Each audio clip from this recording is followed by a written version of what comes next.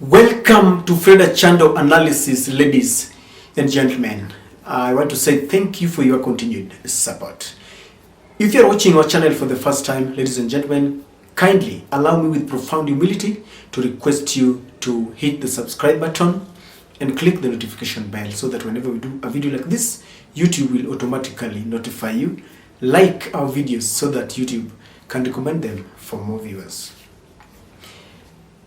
Over time immemorial, there has been a close tie between Kenya and the Western nations. Europe and America has always stood by Kenya in times of crisis especially.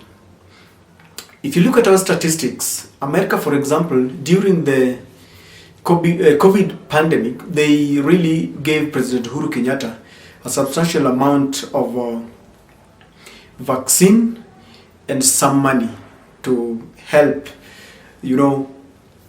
calm the scourge of the disease. Even in terms of aid, those who are suffering from HIV and AIDS are getting a lot of support from the Kenyan government. And this is courtesy of America and some European countries which give Kenya the HIV medicine. The Kenyan election cycle goes after 5 years, and that of America, the cycle is 5 years. American election, the 60th one, will take place in the year 2024. And Kenyans are closely watching with bated breath that election. They are waiting. Because the outcome of an American election, and so is that of the maybe Britain and other countries, directly affects Kenyans. And I've sometimes looked at our country and I'm thinking, what is the foreign policy? What is the Kenyan foreign policy? I have asked a few experts and it seems to be opaque. It is not very clear. I don't know whether we have not done enough research, but we really need to understand. And sometimes I feel that the office of the foreign ministry, the office of the foreign ministry should try and explain to Kenyans so that even as we live in this country, we know some of these things in terms of foreign policy. But it seems to me that Kenya has a very special place at the heart of America. In 2007, when Kenyans plunged into post-election violence after Raila'S and Kibaki were fighting over the IBC result, that was the ECK, Electoral Commission of Kenya. And Raila opposed the results because that was robbery in broad daylight, if you can remember what happened. And Kenyans started fighting. America did not wait. They came in very fast and they brought what we call a grand coalition government. If you ask any Kenyan, all the 4 presidents that have ever been there before, Ruto is the 5th president, but we are giving him time, we cannot evaluate his performance. But the last 4 presidents, it is said that the government that was formed, the coalition government between Kibaki and Raila'S is the best government that we have ever had. It is during their tenure that we saw massive building of infrastructure, superhighways. For the very first time, Kenyans witnessed what a superhighway means. You remember the Thika Highway and all the others, connection of electricity and all the other things. Experts, and if you ask Kenyans, they believe that was the best government we've ever had. But there is a technical question. Anytime we've had a problem in our country, I have realized that when the Republicans are in power, they tend to serve us very fast if you compare to the Democrats. I know this is a very unique kind of argument because in 2007 we had Republicans. I think that was the George Bush II.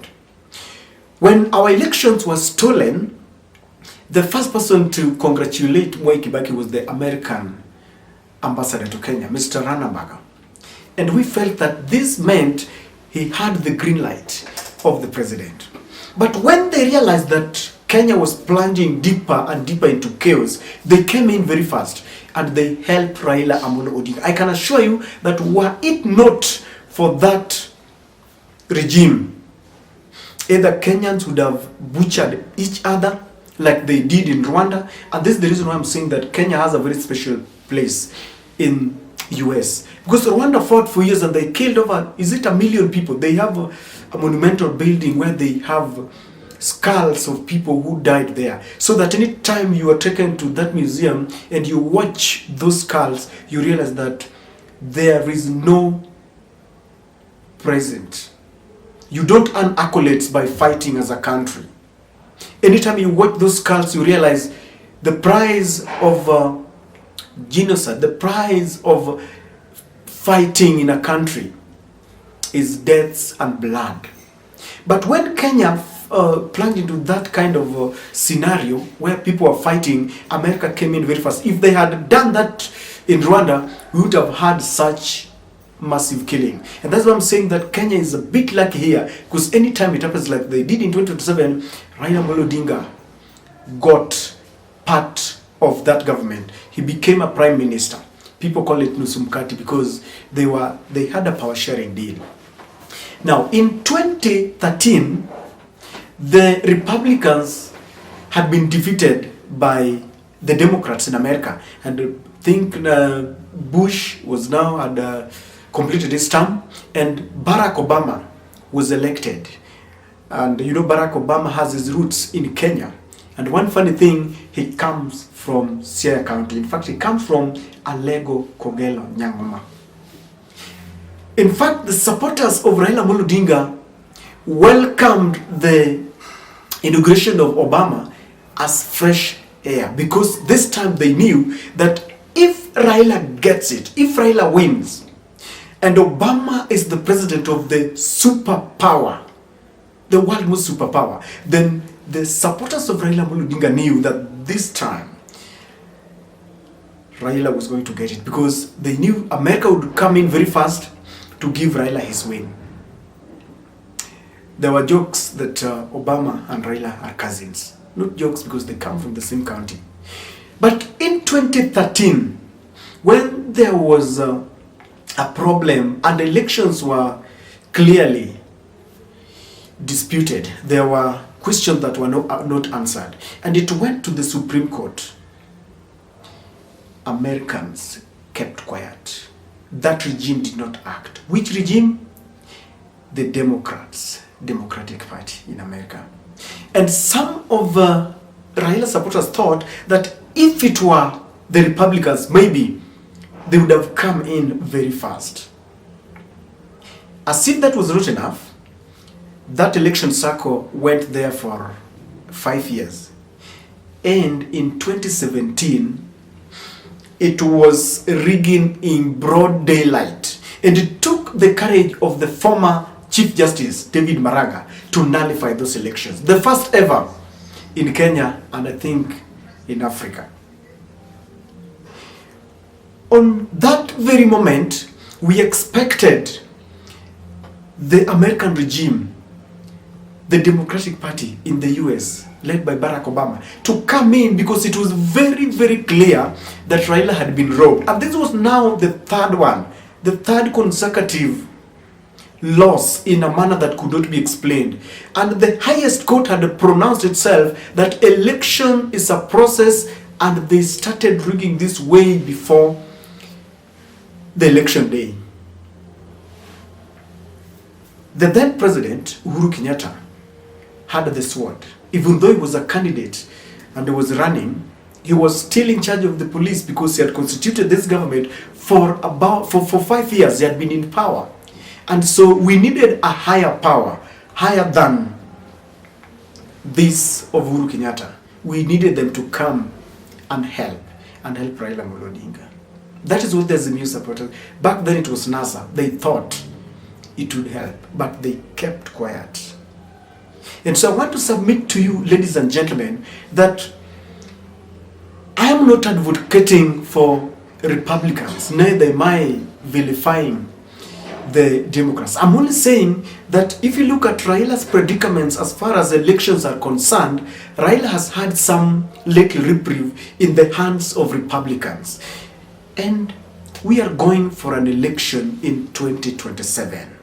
And if you look at what is happening today, there is a tribunal that has been set up by the president to ouster Cherera and her team, the 4 dissenting commissioners. Clearly, there are plans to ensure that 2027 is going to be a smooth sail for President Ruto. Americans are going for the elections in 2024. That is about 3 years before our election. Don't you think the Raila camp wish that a Republican takes over?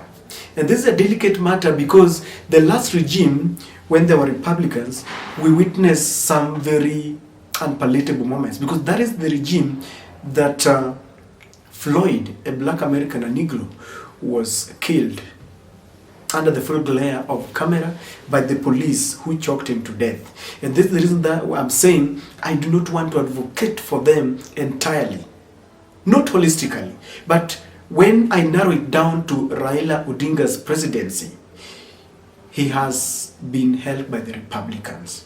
I'm sure that maybe Donald Trump would have not really delved so much into our elections. Reports are there. I'm not privy to them. But very many people believe, in fact, as the new leader says, that his win was taken away by a combination of very many factors. IEBC and the Supreme Court, headed fully by Americans and Europe. And he has always said that there are presidents in Africa who are sitting comfortably because they agree with the sentiments and rules of the Western powers. So when they sit down, they have a good working relationship. And this is what Raila has always cried foul about. Raila Amolo Odinga and his team, if this is the truth, if whatever happened in the last 3 elections is anything to go by, then we can only deduce that Republicans have always come in to help him. And so, as we approach another election in 2024, I have a feeling that the Raila camp would wish that we have a Republican president in America. I don't know what is happening in America. I know those who are supporting Republicans and those who are supporting the Democrats. In Kenya, we are very neutral. But Raila Amolo Odinga, I believe, must wish that we have a Republican presidency.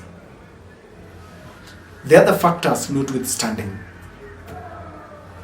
I don't know what you think, but my point is Republicans are very quick, and we have witnessed them calm down tempers and give what we call justice. In 2027, if Raila Amolo Odinga and his team are not careful, the judiciary, the IEBC, and all the factors that determine who becomes the president in Kenya are going to favor William Samoei Ruto. And so even if he's going to contest or is going to hand over to Martha Karua and Kalonzo Musyoka, it is going to be a tall order. It will never be a walk in the park if structures are not laid down properly to ensure that when you wake up in the morning on 2027, you will have justice.